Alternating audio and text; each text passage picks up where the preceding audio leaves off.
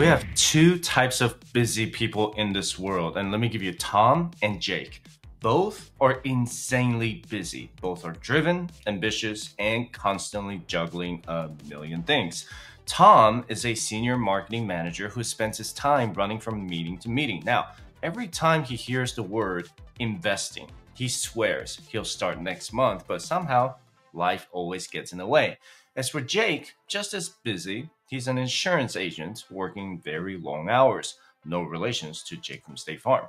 By the time he gets home, he barely has the energy to do anything, but somehow he still manages to invest and grow his wealth without adding more stress to his plate. Fast forward 20 years, Tom is still stressed, still working nonstop, and wondering when he'll be able to take a step back from his job. And Jake, he's now working as a part-time consultant because he has enough in his investments to pay for his expenses.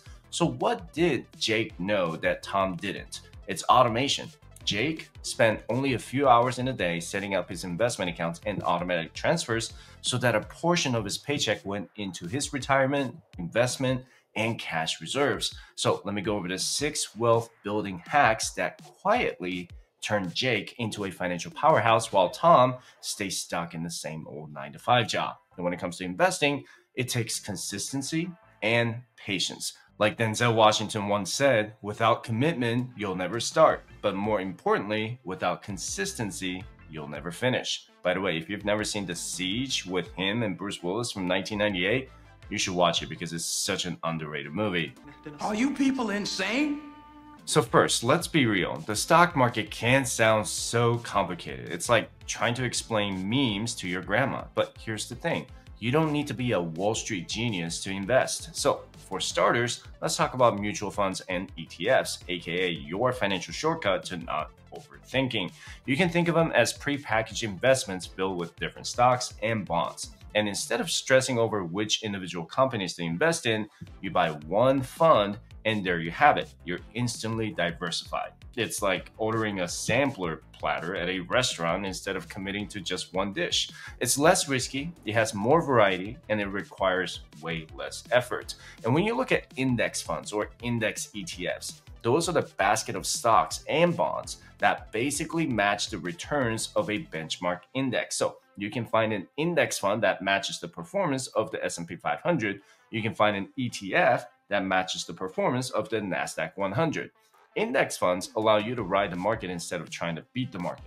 And the fee is very low compared to the actively managed mutual fund or ETF. And when it comes to an actively managed mutual fund or an actively managed ETF, there are fund managers who are actively trying to beat the returns of a benchmark index. And I think I just said the word actively 3 times in a sentence. And because the fund managers are trying to beat the S&P 500 or some other benchmark index, the cost to own that mutual fund or ETF could be higher. Not to mention a higher turnover ratio because of how frequently your fund manager trades stocks in the mutual fund, and that might not be as tax efficient. Are all the active mutual funds bad? Not necessarily, but do they always beat the market? Absolutely not. It's not a bad thing to invest in an active fund, but you have to remember that the cost itself could eat into your profit. Warren Buffett even said the costs really matter in investments because if your returns are going to be 8% and you're paying 1% for fees, that makes an enormous difference in how much money you're going to have in retirement.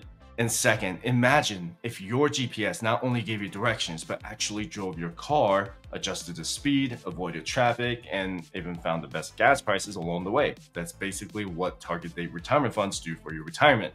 They're like autopilot for your investments, like a Tesla. Just set it up once and it handles the rest. So the first thing you should do is pick a fund based on your estimated retirement year. Let's say you plan to retire in 2040. So you invest in the target date fund that says the broker name and the year 2040. So for example, if you're going with Fidelity, it will say Fidelity Freedom 2040 Fund. And if it's Vanguard, then it'll say Vanguard Target Retirement 2040 Fund. And if it's Schwab, it'll say Schwab Target 2040 Index Fund. Now, when it comes to the target date funds, it's crucial that you pick the right one because their portfolio allocations are not the same based on the year you're looking to retire. A 2040 target date fund would contain about 60% US stocks, 30% international stocks, and 10% bonds. But a 2030 target date fund may contain more like 65% stocks and 35% bonds. So if you're close to your retirement age, your target date fund may have more bonds than stocks, which reduces your overall returns. And depending on your age, you need to make sure you pick the right one that matches your risk tolerance, because initially the fund loads up on stocks to maximize potential returns while you're young. And as the years pass by and 2040 gets closer, it gradually shifts to safer and more stable investments like bonds and cash reserves. And if you're the type of investors who just want to invest and forget, then see if the target date funds are right for you. But if picking investments still sounds overwhelming, don't worry. There's an even lazier way to grow your money, and that's by having a robo-advisor as your investing guide. And think of it as a financial expert who never sleeps, never takes lunch breaks, and won't judge your Amazon purchases. With a robo-advisor, you answer a few simple questions about your goals, like when you want to retire or when you want to buy a house. Then boom, it creates a personalized investing plan and handles everything for you. It buys, sells, and rebalances your portfolio automatically, so you don't have to sweat it out. The upside of using a robo-advisor is that there are no advisory fees or commissions for those who use a robo-advisory platform. Some brokers even offer fees as low as $10, and it's especially helpful for those with a lower account balance who are just starting to invest. Many financial management companies require you to have a certain minimum balance to work with them, but not when it comes to robo-advisors. However, the downside of using a robo-advisor is that you don't get the human service who guide you through your investments. Robo-advisors can be configured to your goals, but there are still limitations to how you can customize your allocations. And keep in mind that the fees are low for the beginners, but once your investment balance grows to a certain threshold, the fees will go much higher. And you want to keep that in mind when you sign up for the robo-advisor service.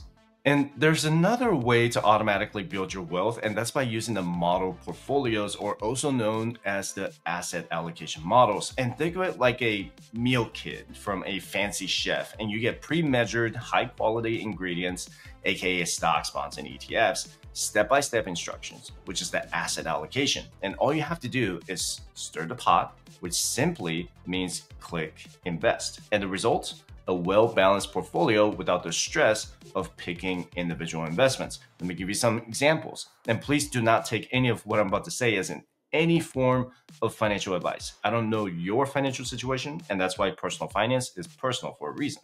And there are several allocation models that you can choose from to fit your financial goals. Based on your short-term and long-term financial goals, the models will show you how to diversify your index funds and ETFs. And there's the income portfolio that primarily consists of dividend-paying stocks, ETFs, or index funds. And these stocks are from companies that pay out a portion of their profits to their shareholders. So if you look at companies like Johnson & Johnson and Coca-Cola, those are dividend-paying stocks because they're not growing anymore. So in order to attract investors, they pay out dividends to their shareholders every quarter. And this portfolio may also come with a high-yield bonds that pay regular interest to investors. So this model may be right for you if you're someone who wants to have a steady income stream because you're close to your retirement, or you're looking to buy a house in the short term. And there's also the balanced portfolio that invests in both stocks and bonds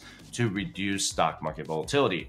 And this is more for people who are willing to accept moderate growth with a medium to long range investment time horizon, but you're more risk averse to the stock market volatility. This model is generally designed to generate income while also preserving the capital that you put in. And the other common model is a growth portfolio, which consists primarily in stocks that appreciate over the long term, but the portfolio could experience more volatility in the short term. And this is more for investors with a higher risk tolerance, or you're someone more risk tolerant to the stock market volatility. And you have a long time horizon until you achieve your investment goal. But you do have a better probability of a higher return to your portfolio. And many brokers have aggressive growth and ultra aggressive growth portfolios that may have sector ETFs, small cap stocks, mid cap stocks, and international stocks, primarily concentrating in something like the emerging market stocks that are up and coming. But before choosing the correct allocation model, write down your financial goals, assess your risk tolerance, and calculate your time horizon. Are you the type of investor who can stomach a 10% loss in 2 months, but with a potential gain of 20% in a year? Are you looking to purchase a home within a few years that requires cash? Or are you looking to retire soon that requires additional income sources? And those are the most important questions before choosing a model portfolio. And if you're someone like Tom who easily gets overwhelmed by the numbers or hates making decisions, you should let someone else do the work. You see, managed accounts are like hiring a personal chef for your money.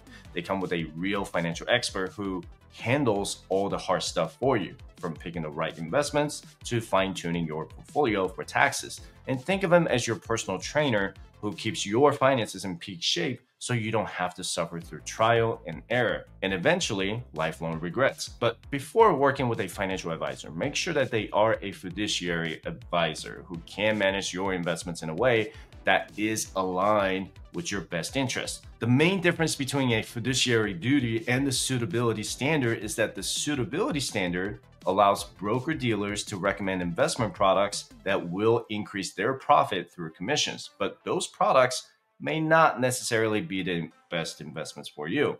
And when you talk to a financial advisor, make sure you understand the fees they charge you. Is it a flat fee or a percentage of your assets? What is the minimum balance required to have for them to manage it for you? What matters the most when you work with an advisor is that person has the heart of a teacher and shows you why certain index funds, ETFs, or bonds can work in your best interest. From my experience, if someone doesn't want to teach me why investing in that product makes sense, then I don't want to work with them. And keep in mind that the financial industry is heavily regulated. And when it comes to taxes, my business uses a certified public accountant or CPA to run my tax calculations. And when it comes to paying off your debt, figure out your cash flow or your savings rate, you can work with a financial coach. And you can always work with us if you're in a situation where you don't know where to begin by visiting firesightshare.com/consultation or get our free resources by visiting firesightshare.com/resources. If you're looking for someone who can pick investments on your behalf, you should find a registered investment advisor or RIA by using the FINRA's broker check database. And this database tells you whether a person or firm is registered to sell stocks, bonds, mutual funds, or other securities and offer investment advice or both. What matters the most when it comes to finding a professional is someone who's trustworthy, patient, and has a heart of a teacher to help guide you. Now, picking the right investments is vital for your long-term success, but your contributions are what's going to grow your investments. And this is what I recommend. And let's say you don't want to use your financial advisor or anybody else to do it for you. You need to first figure out your monthly nut. And are you spending more than you make? How many streams of income do you have coming in to your checking account every month?